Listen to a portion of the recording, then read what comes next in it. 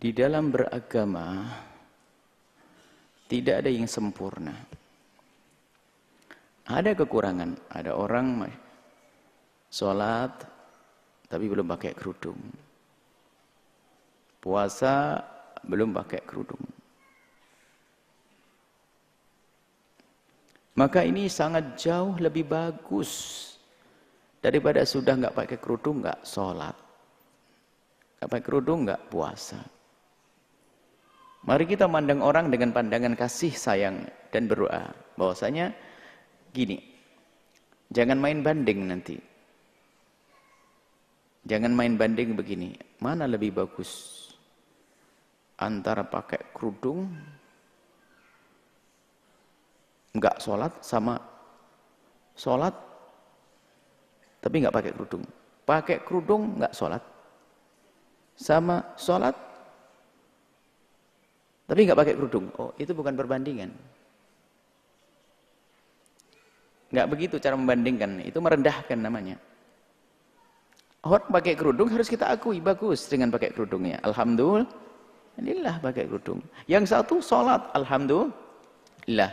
Cuman yang sholat belum pakai kerudung, tinggal kita doakan semoga esok hari pakai kerudung. Kemudian yang sudah pakai kerudung belum sholat, kita doain semoga berkat kerudungnya dia bisa sholat. Nah, puasanya orang yang nggak pakai kerudung, insya Allah bisa diterima puasanya.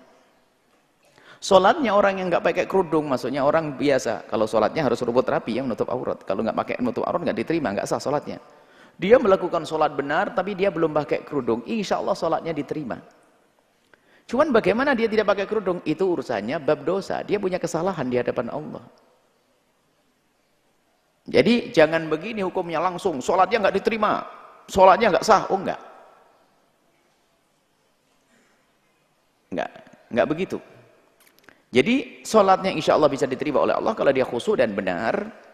Adapun urusan dia tidak mengenakan kerudung, dia bersalah dan dia berdosa. Kalau dia diampuni oleh Allah, habis dosanya. Kalau tidak, dihukum nanti. Baik, di situ. Apakah yang disebut dengan kam min sha'imin laisa lahu min siyami ilal ju' wal 'atas? Alangkah banyaknya orang yang puasa hanya puasa akan tapi hanya mendapatkan lapar dan dahaga. Apakah orang ini termasuk? Mungkin, tapi mungkin juga. Sebab dalam kisah itu Nabi menyebutkan tentang orang yang khamsun yuftirna sha'ima. Tentang 5 hal yang menjadikan pahala puasa itu hilang. Berdusta dan sebagainya. Itu bisa menjadikan pahalanya hilang. Tapi bukan setiap kemaksiatan itu menghapus pahala kebaikan.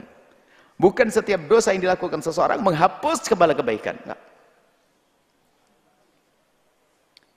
Na'udzubillah.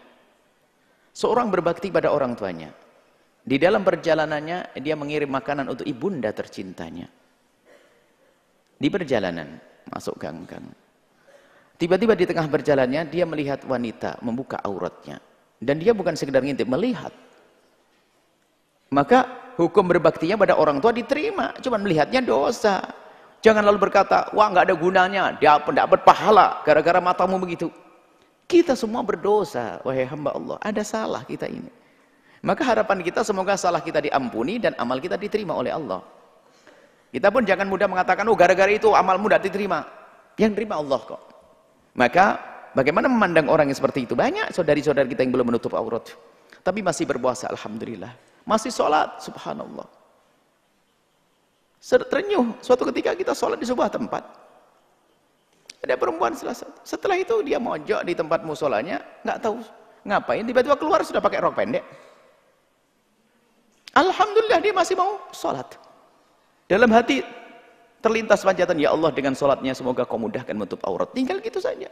Jangan, apaan tuh sholat, roknya pendek, nggak begitu. Kita jangan biasa merendahkan orang lain. Inilah adab kita.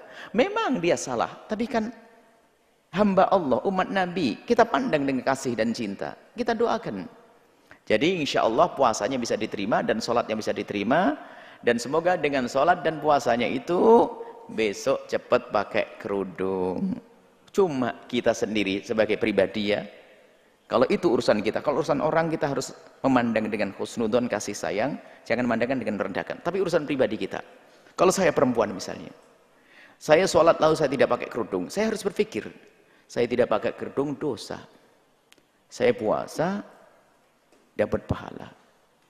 Tapi kalau ternyata ditimbang nanti belum tentu pahala puasa saya bisa mengalahkan pahala dosa.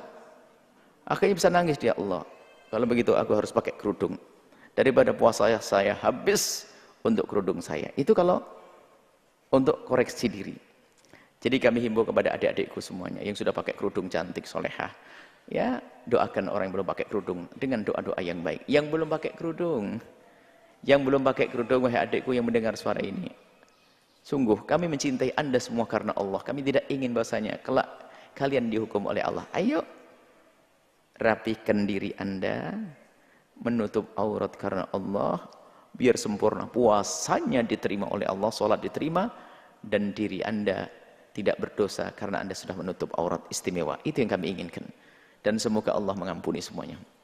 Allah Maha Kasih. Wallahu a'lam bishawab. Setelah Anda menyaksikan video ini, jangan lupa berselawat kepada baginda Nabi Muhammad sallallahu alaihi wa alihi wa sahbihi wasallam.